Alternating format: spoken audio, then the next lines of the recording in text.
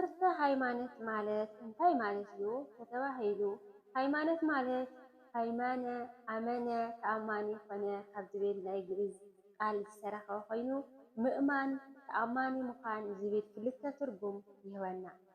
ሰላም ሰላም ሰላም ተይረሳዕኹን እየ ናዚ ዩቱብ ቻናል ተኸታተልቲ ክብራትን ክብራንን ኣሕዋትን ሓቲን ከመይ ኣለኹም ድሓንደኹም ኣነ እግዚአብሔር ይመስገን ፅቡቅ ኣለኹም ሰላምኩም ኣብ ክፍቲ ዘለኹም ጎ ሰላምኩም ብዝሕን ትርፍን ይበለለይ ክብራት ፋሚሊ ከመይ ኣለኹም ከመይ ቃኒኹም እና ክብራት ኣሕዋቲ ሎሚ ከዓ ከምቲ ልምድ ማለት እዩ ቀዳማይ ክፋል ብዛዕባ ሃይማኖትና ንምፍላጥ ዝኣክል እየ ሒዘልኩም መፅኒኹ ሃይማኖት ማለት እንታይ ማለት እዩ ሓቢርና ክንርኢ ኢና ክሳብ መጨረሻ ምሳይ ሓፍትኩም ይኹን ፀንሒትኩም እምበር ስለማዓልቲ ላፍታ ቪድዮ ከብለኩም እየ ክሳብ መጨረሻ ብትሕትና ተኸታተሉ ክብራት ኣሕዋተይ በስመ ስላሴ በስመ አብ ወወልድ ወመንፈስ ቅዱስ አሐዱ አምላክ አሜን። ትምህርተ ሃይማኖት ቀዳማይ ክፋል ትምህርተ ሃይማኖት ማለት እንታይ ማለት እዩ ተተባሂሉ ሃይማኖት ማለት ሃይማነ አመነ ተአማኒ ኮነ ካብ ዝብል ናይ ግዕዝ ቃል ዝተረኸበ ኮይኑ ምእማን ተአማኒ ምዃን ዝብል ክልተ ትርጉም ይህበና። ብግሪክ ድማ ዳግማ ይበሃል። ስለዚ ሃይማኖት ዝብል ቃል ክልተ ዓይነት ትርጉም ይህበና ኣሎ ማለት እዩ። ምእማን አማኒ ተአማኒ ኮይኑ ዝብል እዩ ክልተ ትርጉም ይህበና። ምእማን ማለት እንታይ ማለት እዩ እንታይ ኢልና ድማ ሓደ ሰብ ብመጀመርያ እግዚአብሔር ቅድሚ ዓለም ከም ዝነበረ ዓለም ከም ዝፈጠረ ሕዚ እውን ከም ዘሎ ተኣምን ይግባእ። እግዚአብሔር ንደቂ ሰባት ንምድሓን ንኣዳም ብዝህቦ ቃል መሰረት 5500 ዘመን ዝተፈፀመ ካብኣቶም 3 ኣካላት ሓደ ኣካል ዝኾነ እግዚአብሔር ወልድ ካብ ኣደና ቅድስቲ ቅዱሳን ድንግል ማርያም ብህቱም ድንግልና ከም ዝተወለደ ተኣምን ይግባእ። ኢሳይያስ ምዕራፍ 7:14 ገላትያ ምዕራፍ 4:4 ንረኽቦ። ሃይማኖት እግዚአብሔር ወልድ ቅድሚ ዓለም ከኣብ ብዘይ ኣዶ ድሕሪ ዓለም ብዘይ ኣቦ ካብ ኣዶ እመቤታችን ከም ዝተወለደ ምእማን ይግባእ። ወንጌል ማቴዎስ ምዕራፍ 1:25 ንረኽቦ። ወንጌል ሉቃስ ምዕራፍ 1:26 ንረኽቦ። ሃይማኖት ዘለዎ ሰብ ነቲ ተራር ካብዚ ተነቂልካ ተስእ እሞ ናብ ባሕሪ ተተኸል እንተይልዎ ከም ዘይኸውን ምእማን እዩ። ማሪሳቅ ምዕራፍ 11:23 ወንጌል ማቴዎስ ድማ ምዕራፍ 21:21 ንረኽቦ። ብኻሊእ ወገን ድማ እግዚአብሔር ወልድ ደቂ ሰባት ንምድሓን ድሕሪ ብዙሕ መንከራ ብዕለት ዓርቢ ኣብ መስቀል ተሰቒሉ ን5500 ዘመናት ዝኣክል ሓጢያት ነጊሱ ብምንዋሩ ነቲ ሓጢያት ብመስቀሉ ከም ዘጥፍአልና ምእማን ይግባእ።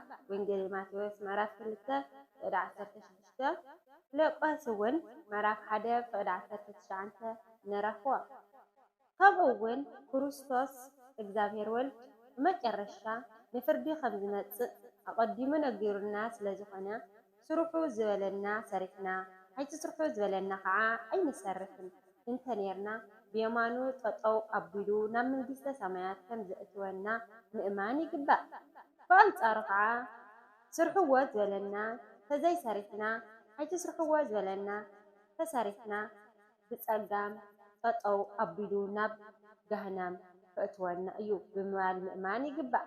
ካብዚ ይሰውረና ክብራት ኣሕዋተይ። ብሓፂሩ ንሓጢአተኛ ንጻድቃንን ክፈርድ ክመጽእ እዩ ኢልካ ምእማን ይግባእ። ወንጌል ማቴዎስ ምዕራፍ 25:31 ንረኽቦ። ብሓፂሩ ምእማን ዝብል ትርጉም ከምዚ እዩ። ካልኣይ ተኣማኒ ምዃን ማለት ከ እንታይ ማለት እዩ እንተኢልና ድማ እግዚአብሔር ዘንድ ተኣማኒ ኮይንካ ምርካብ። ንምሳሌ ወንጌል ማቴዎስ ምዕራፍ 25:14-23 ተጻሒፉ እንተሪዩናዮ 3 ባሮት ከም ዝነበሩ ሓደ ጎይታ ድማ ከም ዝነበረ እቲ ጎይታ ንንሕድሕዶም ማለት እውን ነቲ ሓደ 5 መክሊት ቅርሺ ነቲ ካልኣይ ድማ 4 ቅርሺ ነቲ ሳልሳይ ድማ 1 ቅርሺ ከም ዝህቦም ነጊድኩም ኣትሪፍኩም ትርፉ ኣምጽለይ ከም ዝበሎም ንዕዘብ ኢና። ካብኡ እቶም ክልተ ናይ ጎይታ ቃል ፈጺሞም ነጊዶም ኣትሪፎም ምስ መለስሉ ንኽልቲኦም ንስኻትኩም እሙናት ዝተኣመንኩም ብምዃንኩም እሞ ናብ ደስታ እተው ከም ዝበሎም ተዓዚብና። እቲ ሳልሳይ ግና ናይ ጎይትኡ ቃል ስለ ዘይፈጸመ ጨካን ባርያ ናብ ጸልማት ከይድ ከም ዝበሎ ምዕዛብ ይከኣል። ይሁዳ ማለት እዩ ንኣብነት እቶም ክልተ ብፈጣሪኦም ዝተኣመኑ እቲ ሓደ ድማ ብፈጣሪኡ ዘይተኣመነ ምዃን ንዕዘብ። ስለዚ ድማ ብዝተዋሃበካ ሓደራ ምርካብ ተኣማኒ ምዃን ማለት እዩ። ከምኡ'ውን ተኣማኒ ዝብል ቃል እቲ ጎይትኡ ምግቦም በቢግዚኡ ክህቦም ኢሉ ካብ ስድራ ቤቱ ዝሾመ እሙን ኣስተውዓሊ ባርያ መን ኮን እዩ። ጎይትኡ ክመጽእ ከሎ ከምዚ እናገበረ ዝረኽቦ ባርያ ብፁዕ እዩ። ኣብ ኩሉ ገንዘቡ ከም ዝሾሞ ብሓቂ እብለኩም ኣለኹም። እቲ ክፉእ ባርያ ግና ብልቡ ጎይታ ይድንጉ እዩ እንተበለ እቶም ብፆቱ ባሮቱ ምውቅዖም ይጅምር። ምስኣቶም ተኽርቲውን ይበልዑን ይሰትዩን።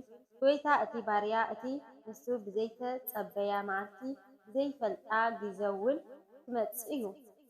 ምእማን ማለት ብቲ ዝኣመንካዮ እግዚኣብሔር ተኣማኒ ኮንካ ምርካብ እዩ። እስካዕ ሕዚ ዝረአናዮ ናይ ሃይማኖት ትርጉምና መንነት እዩ። ዋና ነጥቢ ኣማኒ ኮንካ ተኣማኒ ተዘይኮንካ ሙሉእ ክትከውን ኣይትኽእልን ኢኻ። ከምኡ ድማ ተኣማኒ ኮንካ ተዘይኣሚንካ ጎደሎ ኢኻ ማለት እዩ። ስለዚ ብሓፂሩ ሃይማኖት ማለት ምእማን ከምኡ ድማ ተኣማኒ ምዃን ማለት እዩ። ብኻሊእ ወገን ድማ ሃይማኖት ማለት ዓለም ብቓላ እግዚኣብሔር ከም ዝተፈጠረ ምእማን ማለት እዩ። ሃይማኖት ማለት እቲ ዝረአ ዓለም ካብ ዘይረአ ከም ዝተረኸበ ምእማን ማለት እዩ። ሃይማኖት ማለት ዝረኣኻዮን ዝሰማዕኻዮን ነገር ብቅድሚ ዘይምእማን እንተፈራሕኻ ብምስካር ሮሜ ምዕራፍ 8:8 ወንጌል ማቴዎስ ምዕራፍ 10:32 ንረኽቦ። ሃይማኖት ማለት ፍጡራን ፈጣሪ ዝራኸብሉ ረቂቕ መንገዲ እዩ። ሃይማኖት ማለት ፍጡራን ፈጣሪ ዝራኸብሉ ረቂቕ መንገዲ እዩ። ኦሪት ዘፍጥረት ምዕራፍ 6 ካብ 16 ክሳብ ዮሃንስ ድማ ምዕራፍ 14:1 ንረኽቦ። ሃይማኖት ሓንቲ እያ። ኤፌሶን ምዕራፍ 4:5 ንረኽቦ። ኦሪት ዘፍጥረት ድማ ምዕራፍ 6:16 ንረኽቦ። ሃይማኖት ሓንቲ እያ። ኤፌሶን ምዕራፍ 4:5 ኦሪት ዘፍጥረት ምዕራፍ 6:16 ሃይማኖት ማለት ካብ እግዚኣብሔር ንደቂ ሰባት ዝተዋህበ ጽቡቕ ስጦታ እዩ። ካብ ብዙሕ ብሓፂሩ ሃይማኖት ማለት ብከምዚ ዓይነት ትርጉም ይትርጎም። ወስብሐት ለእግዚአብሔር ወለወላዲቱ ድንግል ወለመስቀሉ ክቡር አሜን። ኣምላኽ እግዚአብሔር ሰላም ይለኣኸልና። ኩራት ኣሕዋተይ እዚ ነጥብ ዝጎደለ ድማ ብኣፍንጭታን መላእኽትን ዝተኣረመለይ ክሳብ ሕዚ ደኺሙኒ ሰልኪድኒ ከይበልኩም ኩራት ኣሕዋተይ ኩራት ስድራ እግዚአብሔር ንዝሓፍትኩም ዝፀናሕኩም ብጣዕሚ እየ ዘመስግን። ኣብ ትገብርዎ ፆምን ፀሎትን እግዚአብሔር ኣምላኽ ፅን ኢሉ ይስማዕኩም ማለት እዩ። ኩራት ኣሕዋተይ እምበኣርክስ ናይ ሎሚ መዓልቲ ብዛዕባ ሃይማኖትና ምእማንን ዘይምእማንን እዚኣ ትመስል ማለት እዩ። ኩራት ኣሕዋተይ ካልኣይ ክፋል ከዓ ይቕፅል ማለት እዩ። ኩራት ፋሚሊ ልማዓት ከም ትፈትዎ ድማ ተስፋ ይግበር። ስለዚ ብድጋሜ ብዝነጥብ ዝጎደለ ብኣፍንጭታን መላእኽትን ዝተኣረመለይ ኩራት ኣሕዋተይ ብካልኦት ክስካብ ዝመፀኩም ከዓ ተተመኪያትኩም ነዛ ቻናል ናብ ኩሉ ሸር ምግባር ይትመቑ። ሰናይ ናኹም። ብጣዕሚ እየ ዝፈትወኩም፣ ብጣዕሚ እየ ዘኽብረኩም። ይቐኒየለይ ነዛ ቻናለይ ሓደሽቲ ዝኾንኩም ላይክ ሳብስክራይብ ብምግባር ቤተሰብ ኩኑ።